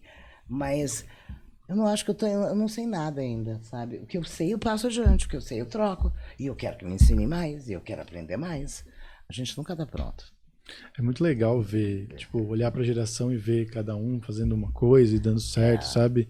Eu fico pensando, por exemplo, quando você trabalhou com o Meirelles no Rá-Tim-Bum, ele devia estar nos primeiros trabalhos dele ali também, um né? pouco antes, eu comecei no TV Mix, na TV Gazeta, que era uma TV ao vivo. E aí ele ia ver a gente nos underground, a gente ia ver uns negócios dele, né? Isso é. Você olhava e falava, esse cara aqui é diferente. Você olhava assim, ou era tipo, sei lá, tô trabalhando Da turma! com um amigo. Não, da turma! Que legal as coisas do meu Fernando. Que legal as coisas do Marcelo Taz. Que legal! Ai, vamos lá ver. Vamos ver o show do André Bujanra. A turma, era a turma, né? Éramos nós, a gente não sabia o que a gente estava fazendo, a gente se frequentava. A gente sabe, não tinha essa dimensão, assim, a gente curtia, era legal, era muito a nossa geração, entendeu? E eu, inclusive, isso eu falo muito do Grace em Revista, eu olhando para trás nesses 40 anos de carreira, quem sou eu? Eu sou tudo o que eu recebi como orientação e formação que vem da minha tribo, da minha família, do meu astro para trás, né? Isso é tudo que me atravessou e da maneira como eu reagi. Isso é antropofágico, sabe? Nós somos o que o nosso tempo atravessa na gente e como a gente reage. Então, assim, acima de tudo, eu sou uma gaúcha, faca na bota, lingerie de prenda, daquela chita, sabe? Bota salto kiss e tal. Então, assim, é meio punk, uma coisa, prenda punk, meio trash, meio não sei o quê, mas eu sou aquela menina lá que continua achando que é possível. Tive muitas desilusões, né, nessa carreira. E ontem, por exemplo, essa semana aconteceu uma coisa muito triste, que é a casa do Caio Fernando Abreu, em Porto Alegre. O Caio Fernando Abreu é um escritor gaúcho, para quem não conhece, tem um trabalho importante, virou famosíssimo na internet, todo mundo vai, bota a frase do Caio, não sei se souber. E o Caio já faleceu faz alguns anos, e na casa que ele morou em Porto Alegre, é uma casa onde ele escreveu, onde ele voltou, onde ele fez vários livros, onde ele voltou, onde ele estava morando quando morreu e tudo mais. E lá tem grande parte da história do Caio, estava lá dentro. A família, claro, chegou um momento os irmãos venderam a casa e um cara comprou. E ali os fãs fotografar e tal. E chegou um momento que esse cara que comprou resolveu vender para uma construtora. Então começou um movimento, e já havia esse movimento em Porto Alegre, para se fazer daquele lugar um centro cultural para a literatura gaúcha, que é muito forte, que é muito isso, muito aquilo. Mas eu estou acompanhando, e aí ia ter uma manifestação na frente da casa do Caio, hoje. E aí botaram um chamamento na internet, né? Hoje, nós estamos gravando aqui, é terça. Na segunda, os caras já demoliram a casa. É claro, ficou óbvio. E aí ficou aquela... Mas eu posso te dizer uma coisa, não sejamos ingênuos. Não sejamos ingênuos. O mundo é uma especulação imobiliária nesse momento. É o que está dando emprego. Sabe, os caras... Basta olhar aqui, tu anda pela Rebouças, não tem mais nada. Tu anda pela Vila Madalena, Pinheiros, acabou-se. Aquelas vilas, acabou. As pessoas vão ficando velhas, vão morrendo, os filhos não querem morar ali, aquele troço dá trabalho, PTU alto. O mundo muda. Então, assim, o que fica? As formas se desmoronam, o que fica é a alma.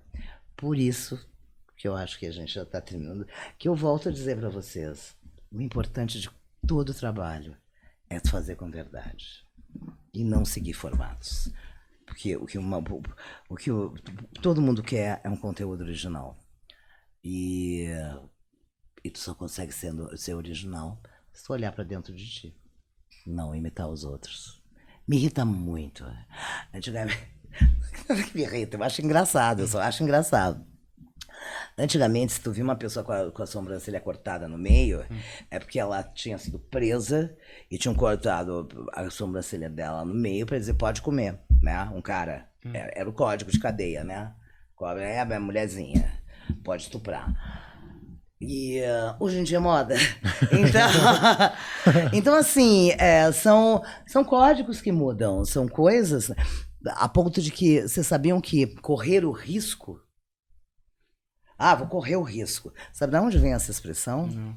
Antigamente não se tinha um mapa do planeta inteiro, né? Então, os caras conheciam algumas coisas ali da Europa. Então, na época das grandes navegações, das descobertas de outros continentes, para que eles faziam? Eles pegavam o mapa que eles tinham, pegavam uma régua, riscavam, faziam um risco, e eles iam navegar naquele risco para ver se no final daquele risco tinha alguma coisa. Isso era correr o risco. Então, correr o risco é um desafio. E as coisas vão mudando, né? Correr risco, que hoje todo mundo vive apavorado, com medo de correr risco, já foi uma ideia de conquista, né? E de aventura. E teve uma coisa promissora. Agora, eu não vou correr o risco de não sei o quê. Hoje é uma ideia de prisão. Então as coisas mudam. E é muito importante que a gente esteja muito ligado no que a nossa alma quer, quem somos nós.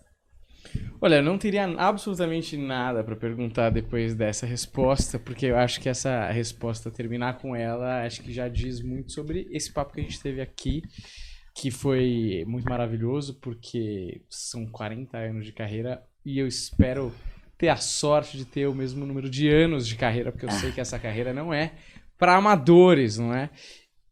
Dói muito. Dói muito. Dói, mas você também mesmo... é uma delícia, Mas você mesmo falou que só na dor a gente cresce. Exato. Então, se a gente quer evoluir alguma coisa, talvez a gente tenha que correr o risco e encarar essa dor, não é? É claro, e a gente vai ter que encarar. Porque esse roqueiro velho é que é foda, né? Que tem uns roqueiros velhos. Quando tu faz sucesso com uma coisa de adolescência, aí tu acha que o mundo tá ali. Então aí tu faz show, tu pode não estar aquele estouro, mas tu ainda vai lá pra Austrália, vai lá para o interior dos Estados Unidos e continua. Tá? Então os roqueiros velhos já tá tudo meio careca, os cabelos secos assim, e aí tá chegando melancia na parede. Então assim, a gente não é roqueiro velho, a gente tem que manter. Exato. E se vai doer de qualquer forma, que doa com a gente fazendo o que a gente quer, né? Lógico. Então eu queria agradecer muito a Grace por ter vindo até aqui, batido esse papo com a gente, porque esse podcast aqui tem um grande cerne, assim, que é a comédia de uma maneira geral, e a gente adora falar com pessoas que viveram a comédia e que ajudaram a colocar um tijolo nesse muro que é a comédia brasileira como um todo. A gente espera um dia colocar o nosso tijolinho. Vocês estão colocando. Espero que sim.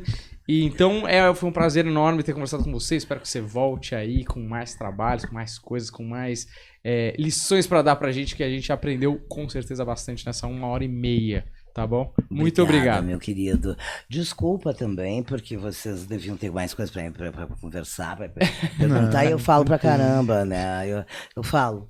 Acho que o que você tinha pra falar é o mais importante do que a gente tinha pra perguntar, entende? Então, eu acho que esses episódios têm sido assim. Às vezes a gente quase não usa nada da pauta, e é o que a gente tem de mais precioso. Porque era o que você tinha vontade de pôr pra fora, então. Aham. É, porque vocês me dão umas cutucadas e vai saindo. Exato. É isso. Né? Então, assim, eu quero deixar aí pro Brasil todo que assiste, até internacionalmente, que eu estou fazendo esse espetáculo. O Grace em Revista, em comemoração aos meus 40 anos de carreira. Muito difícil de escolher um material para colocar dentro desse espetáculo, porque eu tenho muita coisa que eu criei. Mas um pouco de tudo isso que a gente conversou aqui tá lá. Então eu pessoalmente quero convidar vocês. Claro. Eu saio daqui agora, eu vou direto pro teatro e eu quero que vocês vão lá assistir para vocês entenderem um pouco do que eu tô falando, porque eu tentei reunir no espetáculo um pouco dessa ideia toda de todas essas coisas que eu tenho lutado na minha vida. Que depois que eu morrer vão demolir e acabou. Maravilhoso. Pra você que tá assistindo aí... Posso passar o vídeo do espetáculo? Claro, É claro, isso. pode passar. Você quer passar aqui Você na pode- TV ou você quer colocar na edição depois? Pode colocar na edição, né? Na sequência do episódio. Eu não entra. sei o que é aqui. Tem alguns vídeos. Você quer passar Quer na TV, passar já? Juliano? Pode ser. Tá bom. Passa aí, deixa eu ver o que é que eu te mandar. Eu sou a Grace Janucas e quero convidar vocês para comemorarem comigo os meus 40 anos de profissão com o espetáculo Grace em Revista, onde eu faço as minhas personagens mais icônicas, conto histórias engraçadíssimas que aconteceram nos bastidores e também conto da onde surgiram as personagens. Vocês não podem perder. Vamos comemorar porque 40 anos de teatro, sinceramente, é teimosia e eu teimei por vocês. Espero todo mundo. Eu tenho imagens melhores, mas... Não, mas é isso aí. Na edição ele vai colocar bem grande e vai dar pra assistir de um jeito mais adequado. Tá bom, não, tá ótimo. Olha, maravilhoso. Você que tá assistindo aí, tem link. A gente vai colocar o link dos ingressos da Grace aí. Terças, sextas, sábados e domingo, né? Não, guri. Só terça. Só terça. Só terça. Ah, Pensa em terça insana. Grace em Revista, só terça. Só terça-feira, então. Tá, e o Procura um Homem da Minha Vida, Marido Já Tive, que eu sou atriz convidada, que também é uma comédia, tá, que isso. eu faço com a Totia Meirelles, com a Leona Cavalho e com o Maurício Machado, direção do Eduardo Figueiredo, está no J Safra também, só até o dia 31 de julho. Maravilhoso. Sexta, sábado e domingo, esse sim. Aí sim, sexta, sábado e domingo. E Mas dia 21 é que dia? Dia 21 é... Deixa eu ver aqui. Já pego aqui no calendário. Não, dia 21 deve ser. Amanhã? Depois da manhã? hoje E é quinta? É quinta. É quinta-feira. quinta, tá bom. Então ainda tem mais uma apresentação do Grace em Revista na terça-feira. Corre, compra os ingressos, porque está cada vez mais cheio. Maravilhoso. Você que acompanha a gente até aqui, segue a gente, deixa o like, vai lá, dá uma olhada no trabalho da Grace, que é maravilhoso. Quer falar mais alguma coisa? Eu não quero me botar no lugar. Muito obrigado, valeu e até a próxima. Tchau, tchau.